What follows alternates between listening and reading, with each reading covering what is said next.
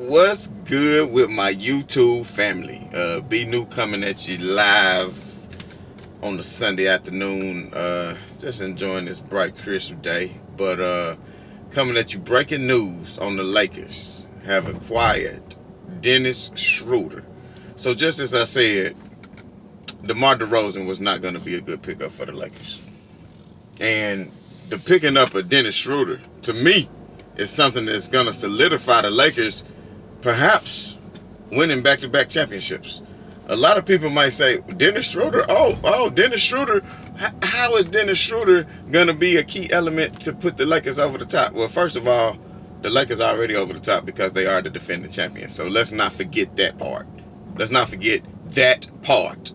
You understand what I'm saying? So Dennis Schröder, I've been watching Dennis Schröder game for a long time and been impressed by it. You understand what I'm saying? Now, before he was even drafted, he played professionally in Germany. You know, he's from Germany, born and raised in Germany.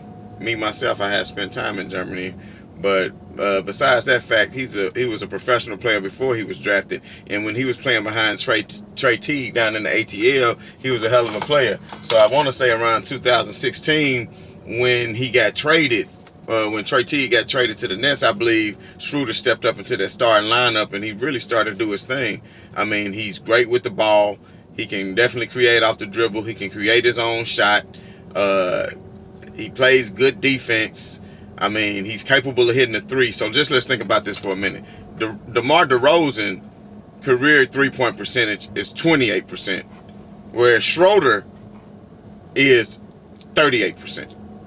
So I think he has pretty good defense. He can shoot threes.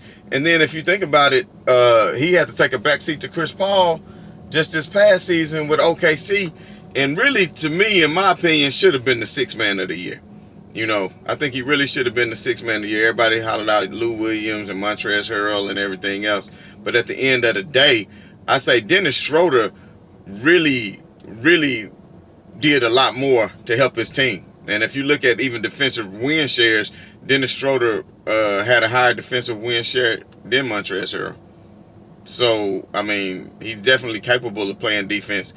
Only thing that may concern me is I would say he is really a point guard. He can play the one or the two, but Frank Vogel, I think, is going to continue to have LeBron James running the point guard for the Los Angeles Lakers this coming up season. So with that being said, I know Schröder really wants to be a starter. He really wants to be in the starting lineup, and I'm pretty sure that the Lakers are willing to give him that opportunity, especially in the absence of Danny Green. Now, one thing I will say for sure is Schröder, the way he can cut to the basket and give you offense is a lot better than what Danny Green can do. Danny Green, he can kind of create a shot, but he's not real effective once he gets inside the paint and gets to the hole as a more high percentage shot. The way Schröder can go to the lane and just give you the teardrops. He just give you the teardrops, like Pac used to say, teardrops and closed caskets. So he go to the paint and can drop them teardrops on you, and then on top of that, you know, he's definitely capable of hitting the threes. Danny Green was just more of a spot shooter,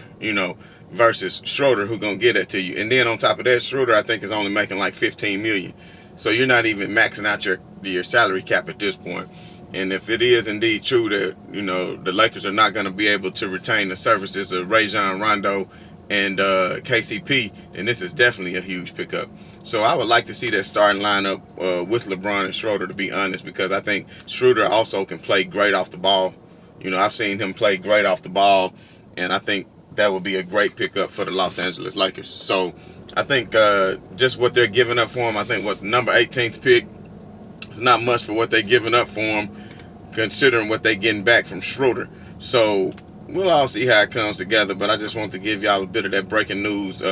It's just the deal, of course, hadn't been signed yet, but it is pretty much a done dollar because they've already pretty much agreed in principle to do this. They just can't do it on today, but pretty sure Monday all this will be going down in time for the draft and everything. So definitely very interested to see what other kind of moves the Lakers could be potentially making. But I'm so glad that they did not make the move on DeMar DeRozan, just because DeMar doesn't have that outside range, and he can't give you what I think Schröder can give you. That was actually a big surprise to me that the Lakers were able to get Schröder like that. That wasn't something that I was really expecting. So that actually came out of nowhere, and I think for him to be able to play with a player like LeBron is only going to make his game better, because LeBron is going to give you a hell of a lot of open looks. I don't think Schröder ever in his life is going to have the open looks that he's going to have when he have LeBron James on his team. So I think it's a great pickup by the Lakers. We're going to see what's going to come next, but pretty much I think I'm going to get back to watching me some football, because today is Sunday. But like, share, subscribe, leave your comments what you think about the trade down below, or any other videos that you might be interested in. But once again, this is B New. I'm coming at you right on to the real and deaf to them fakers. You know I'm out.